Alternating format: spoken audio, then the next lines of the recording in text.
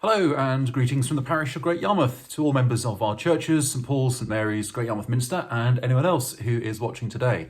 It's a really horrible, grotty, windy, wet, cold, rainy sort of day outside, and so I'm not out and about wandering as I often do, and I know some of you enjoy it when I pop up in weird and wonderful places all around the parish or other places as well. I am just simply at home. I'm here in my study, and it's a Saturday, and so I'll be doing some preparation and stuff, getting ready for services tomorrow, and that sort of thing, and pop over to the Minster as well. And otherwise, it's a kind of an at-home sort of day. And that's just something I wanted to reflect about just for a moment or two.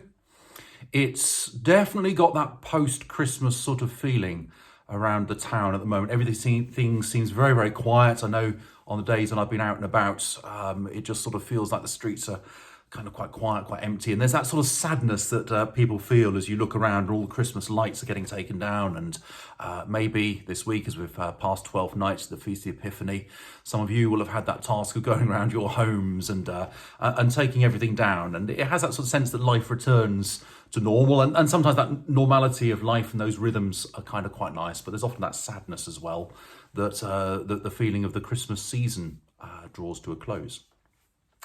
I had a slightly different experience this year, and it's one of those things which I reckon a lot of you will recognise and perhaps remember, especially if you've got family and they've grown up and so on. Because this year was slightly different because our eldest son, Nathaniel, is away. He's just finished his first term at university, and so a week or so before Christmas, we had that lovely experience that I'd not experienced before of like, oh, my son's coming home.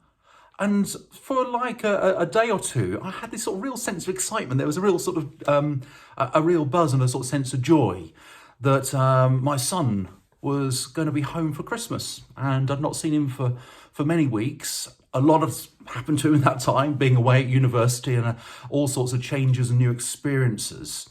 But just especially, it was lovely that he was coming home. Now, we're at the other end of the Christmas holidays, and so this weekend, he goes back.